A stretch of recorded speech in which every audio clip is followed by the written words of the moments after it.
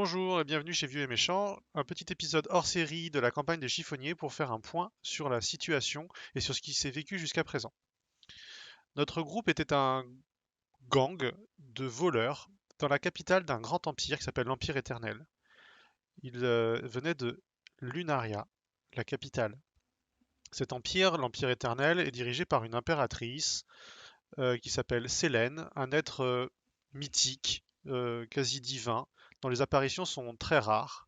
Son empire, qui est un empire très civilisé, avec une loi très forte, est figé dans le temps. Les progrès, les avancées technologiques et sociales sont extrêmement rares, et l'ensemble est gouverné d'une main de maître par l'impératrice et surtout par ses disciples, les 12 disciples impériaux. Elle dirige l'Empire avec ses 12 disciples et un clergé très fort, le culte impérial. Il y a quelques résistants, en particulier dans la forêt d'Yggdrasil, où les elfes sylvains, les dryades et d'autres peuples magiques sont en guerre. Les 12 disciples impériaux de l'Empire éternel sont Ryu, le Vénérable, le dragon, l'Arlequin, le fou impérial, une menthe religieuse géante, le sultan Arkanout, le messager noir, Niar, l'innommable, le maréchal Kutuzov, le fils prodigue de l'impératrice, Trajan, l'archiprêtre impérial Caligule II, l'oracle, Kane le boucher sanguinaire, Dworkin le peintre fou et Choubiac la pestilence. Ces 12 disciples règnent donc du coup sur les différentes provinces du royaume. Et dans la cité impériale, il y a un clan, pas plus qu'un clan, hein, pardon, une guilde de voleurs qui a pris le pouvoir de tout ce qui était un petit peu en dehors du code, qui est plus ou moins toléré, certainement plutôt plus que moins par les forces impériales, qui s'appelle le clan des chiffonniers. Et notre groupe d'aventuriers fait partie de ce clan, c'est des voleurs qui font des coups. Et ils se sont fait prendre alors qu'ils dérobaient dans le palais impérial un œuf d'or. Un œuf qui appartient visiblement à un dragon doré. En tout cas, ils récupèrent cet œuf, mais peu de temps après, ils se font attraper par les forces impériales, dirigées par un des 12 disciples, qui est beaucoup plus puissant qu'eux, l'Arlequin, qui a donc une allure de menthe religieuse recouverte de tissus de multiples couleurs. Et ils sont enfermés dans la fosse, qui est la prison de Lunaria, un grand, grand trou, un grand fossé qui s'enfonce dans le sol, qui ressemble un petit peu à la fosse de Batman Rises pour ceux qui ont vu le film. Enfin, voilà. Et c'est là que ça va commencer. Ils vont être libérés par leur clan qui vont payer une rançon et puis ils vont recevoir une mission de la part d'un des chefs des chiffonniers qui va être d'aller monter très loin au sud de l'Empire une, euh, une annexe de la guilde des voleurs, des chiffonniers, dans une ville dans la province Antegan, la ville qui s'appelle Owarijima, qui est d'une culture asiatique, Japon féodal, samouraï, etc. Ils vont avoir des aventures sur la route, en particulier dans le bateau qui vont les emmener entre les cités libres et la province Antegan, un bateau qui est commandé par des elfes bleus. Et ils vont arriver à la province Antegan et ils vont vivre un certain nombre d'aventures là-bas. Et ils vont découvrir les différents clans, de différentes races qui peuplent cette province. Ils vont au fur et à mesure récupérer différentes relations, en particulier avec le clan du Phénix, le clan des magiciens, et monter une taverne qui leur sert de QG, qui s'appelle le Dragon Doré. Puis ils vont aussi découvrir que le chef du clan du dragon est en fait nul autre que Togashi Ryu, un des 12 disciples, et ils vont aussi rentrer en relation avec lui, et que c'est son œuf en fait qu'ils ont volé. Et il y avait un intermédiaire entre eux et le dragon qui s'appelle le prince miroir, une personne assez étrange qui a l'air d'avoir des capacités de disparaître et de réapparaître et d'avoir des visions dans différents plans et de parler de multivers. Une personne assez étrange, le prince miroir. En tout cas, entre trois personnages s'illustrent particulièrement, le prince miroir, le dragon vénérable, et Ryu, et puis une jeune fille qui est dans le clan du Phénix, la maître du vide. En fait, il y a quatre éléments avec un maître de chaque élément, le feu, la terre, l'air et l'eau. Et puis il y a un cinquième élément dans cette culture, l'élément du vide. Et Kaede est une enfant qui est déjà maître de cet élément, le vide, qui est celui qui est entre les autres éléments, qui correspond à quelque chose d'assez vaste et en même temps difficile à définir pour les personnages, et qui a l'air d'avoir des talents de divination. En tout cas, ils vont aussi avoir accès à la bibliothèque du Phénix et au fur et à mesure découvrir des informations à propos d'une prophétie qui s'appelle la prophétie de Yémon. Cette prophétie de Yémon, je pense qu'on l'a par ici. L'héritage de Yémon, c'est un document que le mage gnome du groupe, Lucky Niniron, va passer beaucoup de temps à étudier. Et c'est en fait un journal qui est celui de Tobias, un gnome historien qui a récupéré les propos d'Ilzar, un disciple du prophète qui s'appelait Yémon. Donc c'est un témoignage de seconde main de ce qu'a vécu ce personnage, Yémon, et en voici un certain nombre d'extraits. À travers ces trois formes, le dragon est devenu de nature divine. Lithochronox est un tyran sanguinaire, et son influence s'étend rapidement sur le monde. La lutte contre ce fléau a été, est et sera encore la plus grande entreprise de Maître Yémon. À travers les couloirs du temps, il n'y a pas de gnome qui ait acquis une aussi grande connaissance des menaces qui pèsent sur nous. Après la dernière mutation de Lithochronox pour devenir ce que vous savez, la balance a été trompée. Elle a perturbé sa vision des choses qui provoquera dans le futur un déséquilibre presque aussi terrible que le fléau qu'elle a réussi à éviter. L'occasion a été manquée et selon les prophéties, il n'y aura pas de futur possible en état des choses qu'un éternel présent. Lorsque j'ai réuni les quatre autres héros, je n'imaginais pas que leur destinée deviendrait celle qu'elle fut. Nous avions chacun nos qualités et nos faiblesses. Togashi était le plus agile d'entre nous, sage, rapide. Sans le Drake, nous n'aurions jamais vaincu les périls qui nous attendaient à Palaiso. Il est devenu le premier champion de la balance, l'équilibre même, mais cela affecte sa capacité à agir. Il passe aujourd'hui tellement de temps à observer, analyser et penser aux éventuelles conséquences d'une intervention qu'il se retrouve impuissant. Célène est la plus douée d'entre nous. Sa sagesse et son charisme naturel ont rapidement fait d'elle notre capitaine. En tant que prêtresse de la déesse mère, sa magie était particulièrement impressionnante la nuit, sous les rayons de la lune. Il est difficile de savoir si elle nous a sauvés ou bien perdus. Notre maître Yéman est tel une encyclopédie dont on aurait égaré le sommaire. Ses connaissances sont plus étendues que la bibliothèque de maître Urbius. Il a traversé à maintes reprises les couloirs du temps. Sa prophétie est vaste et complexe. En envoyant son fils dans le futur, il a tissé le premier fil d'un destin fragile. L'espoir que ce dernier pèse dans la balance des équilibres. Niar, lui, est resté une énigme. Encore aujourd'hui, alors qu'il est devenu le messager noir, il m'est impossible de discerner ses intentions, ses objectifs. L'alphelin était un compagnon de route très sympathique qui aurait cru qu'il deviendrait un des 12 les plus craints par la population de l'Empire éternel.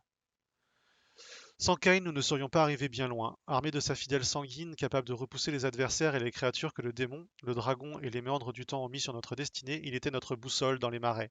Malheureusement, l'affrontement avec l'innommable, ne l'a pas laissé indemne, libérant sa rage sans retenue. Dworkin a toujours eu un caractère de cochon, même avant de porter le nom de la prophétie. Mais c'était peut-être aussi le plus malin. Son génie s'est exprimé de mille façons et aurait probablement fait entrer notre monde dans une nouvelle ère, sans la bribe que lui a imposée Sélène, obnubilée par la constance et l'immuabilité. Au service de sa peinture, sa géniale intelligence a donné les plus belles œuvres de notre temps, et parmi les plus puissants artefacts.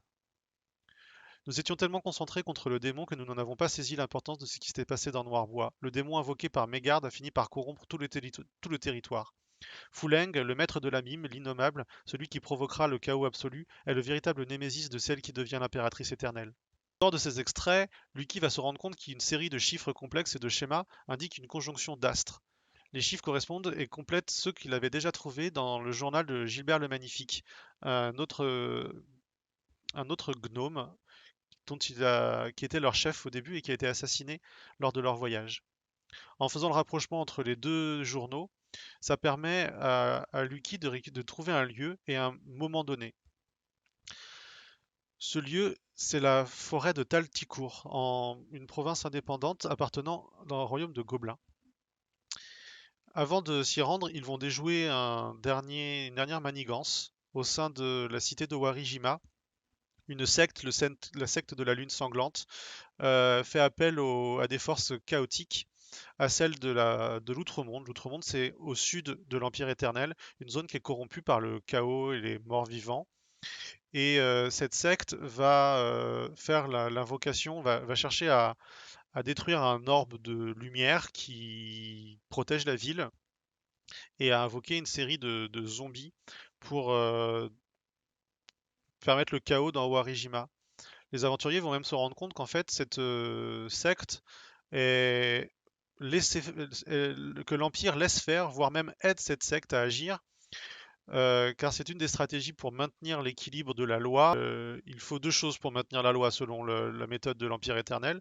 Il faut à la fois des ennemis très puissants, chaotiques aux frontières, qui maintiennent sous une forme de peur l'ensemble de l'Empire, qui fait que leurs forces sont nécessaires et que du coup les habitants acceptent d'être sous une autorité aussi difficile. Et en même temps, donc ça c'est d'un point de vue un peu politique, et d'un point de vue un peu plus céleste, il faut un équilibre en fait entre les forces qui régissent le monde. S'il n'y a pas de chaos, il n'y a pas de loi. Et donc en ayant des puissances chaotiques très puissantes en dehors de la province, ça permet de maintenir cet îlot de loi.